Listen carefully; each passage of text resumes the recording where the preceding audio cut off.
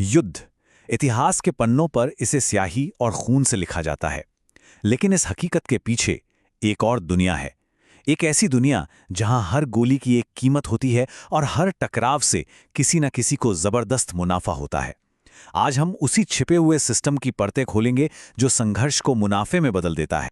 तो सोचिए जरा, जब देश युद्ध में उतरते हैं तो चेक लिखता कौन है, और उससे भी जरूरी, उन चेकों को कैश कौन करवाता है? यही सवाल इस पूरे विश्लेषण के केंद्र में है। क्योंकि जब दुनिया में तनाव बढ़ता है ना, तो असली खेल पर्दे के पीछे खेला जाता है। ये खेल है ताकत और पैसे का। एक ऐसा खेल जहां जंग के मैदान से मीलों दूर बैलेंस शीट्स बनाई और बिगाड़ी जाती हैं। 2.4 खरब डॉलर, ये कोई काल्पनिक आंकड़ा नहीं है। ये वो असल रकम है जो पेंटागन ने सिर्फ पिछले 5 सालों में प्राइवेट कंपनियों को चुकाई है। 2.4 ट्रिलियन डॉलर। ये आंकड़ा उस विशालकाय वित्तीय मशीन की बस एक झलक है जो दुनिया भर में चल रहे संघर्षों की आग पर फलती फूलती है। और ये 2.4 ट्रिलियन डॉलर्स, ये कोई छोटा मोटा हिस्सा नहीं है। नहीं, ये पेंटागन के कुल बजट का 54% है।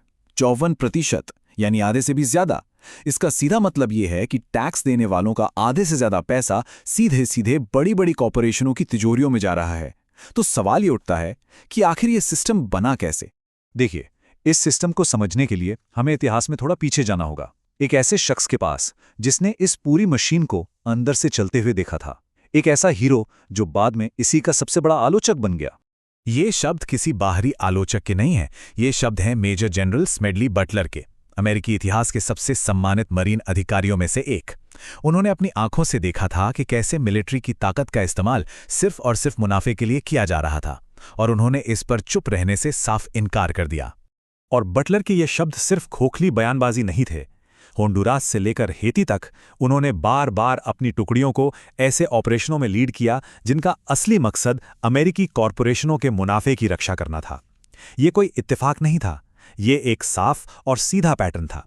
चलिए, अब बटलर की चेतावनी से सीधा आज के दौर में आते हैं और उस आधुनिक संस्थागत सिस्टम को देखते हैं जिसके बारे में उन्होंने दशकों पहले आगाह किया था। क्योंकि आज ये सिस्टम पहले से कई ज्यादा ताकतवर और कई ज्यादा अदृश्य हो चुका है।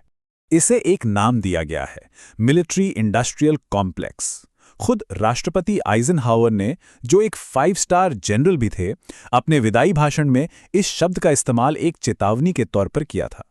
यह उस गहरे रिश्ते को दिखाता है जहां सेना, हथियार बनाने वाली कंपनियां और सरकार मिलकर एक ऐसा तंत्र बनाते हैं जिसके हित हमेशा या तो युद्ध में होते हैं या फिर युद्ध की तैयारी में।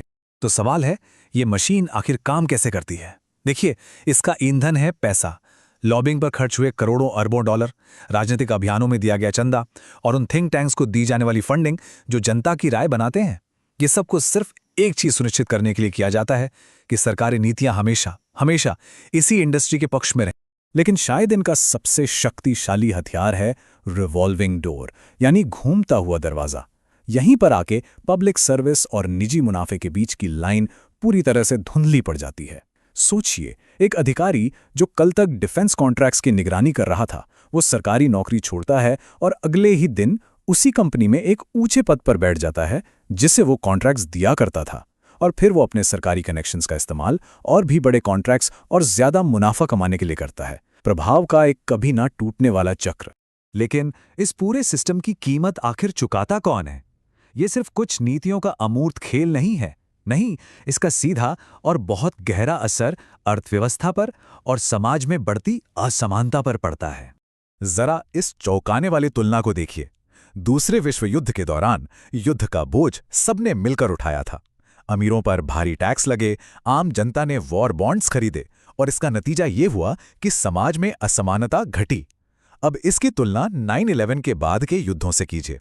इन्हें कैसे फंड किया गया? सरकारी कर्ज से, यानी एक तरह के क्रेडिट कार्ड से, और साथ ही अमीरों के लिए टैक्स में भारी कटौती भी की गई। और नतीजा आपके सामने है। ठीक उसी दौर में जब युद्धों को कर्ज से चलाया जा रहा था, देश के सबसे अमीर 1% लोगों की आय का हिस्सा आसमान छू गया। ये असल में धन का एक बहुत बड़ा ट्रांसफर है। आम टैक्स पेयर भविष्य में उस कर्ज को चुकाएगा, जबकि अमीर लोग उसी कर्ज को खरीदकर उस पर ब्याज कमाएंगे। लेकिन ये युद्ध की मशीन एक जगह रुकी हुई नहीं है। ये लगातार अपना रूप बदल रही हैं और इसका नया मोर्चा है सिलिकॉन वैली, जहां बड़ी-बड़ी टेक कंपनियां अब नए जमाने के हथियार डीलर बन गई हैं। तो अब पारंपरिक डिफेंस कॉन्ट्रैक्टर्स के साथ-साथ एंड्यूरल, पैलेंटियर और स्पेसएक्स जैसे नए नाम भी मैदान में हैं।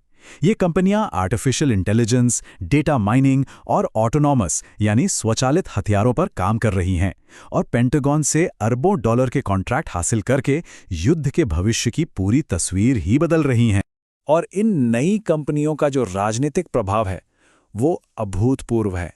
जब पैलेंटियर के संस्थापक पीटर थील जैसे अरबपति सीधे देश के शीर्ष राजनेताओं को फंड करते हैं, तो ये सिर्फ लॉबिंग नहीं रह जाती, ये सरकार के सबसे ऊंचे स्तर पर सीधी पहुंच और सीधे नियंत्रण की बात बन जाती है। तो ये सब हमें आखिर किस ओर ले जा रहा है? जब हम इतिहास, मौजूदा सिस्टम और भविष्य की टेक्नोलॉजी, इन सभी कड़ियों को एक साथ जोड़ते हैं, तो एक बहुत ही परेशान करने वाली तस्वीर उभर कर सामने आती है। डिफेंस कॉन्ट्रैक्टर्स को पैसे का ये विशाल ट्रांसफर कोई अस्थायी चीज नहीं है। ये दशकों से चल रही एक स्थायी और ढांचागत हकीकत बन चुका है। युद्ध भले ही खत्म हो जाएं, लेकिन कॉन्ट्रैक्ट्स वो चलते रहते हैं। और यही इस पूरे विश्लेषण का निचोड़ है।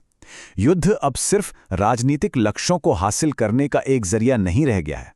नहीं, ये अपने आप में एक आर्थिक गतिविधि बन चुका है, एक ऐसी इंडस्ट्री जिसका पूरा वजूद ही लगातार चलने वाले संघर्ष या फिर संघर्ष के खतरे पर टिका है। और ये हमें एक आखिरी और बेहद चुभने वाले सवाल पर लाके छोड़ देता है। एक ऐसे सिस्टम में जहां टकराव से मुनाफा होता हो, क्या वहां शांति एक बोझ बन जाती है? जब एक ताकतवर तंत्र का पूरा ढांचा ही संघर्ष से फायदा उठाने पर बना हो, तो क्या शांति की कोई असली गुंजाइश बचती है, या फिर शांति बस व्यापार के लिए एक खतरा बनकर रह जाती है? ये गंभीर सवाल है जिस पर सोचना जरूरी है।